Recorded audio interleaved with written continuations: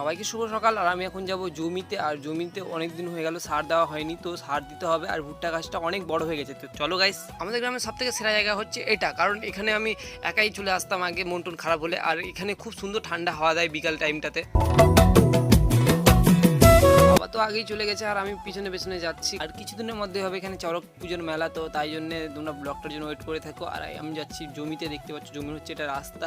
আর এদিক দিয়ে এখন নামবো গাইস, মানে ভেতরে আছে আমাদের জমি। এখন তো জমি জায়গা সব ট্রাক্টর দিয়ে চাষ হয়, কিন্তু নাঙ্গল দিয়ে কোথায় আর চাষ হয়? প্রায় অনেকদিন পরই নাঙ্গল চাষ দেখছি আজকে। তারপরে হাঁটতে শুরু করলাম জমির দিকে, আর জমি দিতে দেখতে পাচ্ছ আজকে অনেকটা রোদ হয়েছে, কিভাবে কাজ করবো জানি না। আর আমাদের কাছে তো ভুট্টা প্রায় হয়ে গেছে, আর কিছুদিন মধ্যে হলে একদম পুরো দানা টানা হয়ে যাবে। তুই বলতে ভুট্টা গাছে অনেক টাকা প্রায় খরচা করে দিয়েছে এই পর্যন্ত, মানে সার আর জল দিতে গিয়ে। আর এখান থেকে যতদূর নজর যাচ্ছে সব আমাদের এই ভুট্টা। সারের বস্তাটা বাবা বেঁধে দিচ্ছে এই কারণে যে ওই ঘরটাতে ঢুকিয়ে দিবে। ভুট্টা গাছে সার দেওয়ার সঙ্গে সঙ্গে জল দিতে হয়, তো আজকে জল দেবে না, তাই জন্য এখন বাড়ি যাচ্ছি। আর আজকে ব্লগটা এত দূরে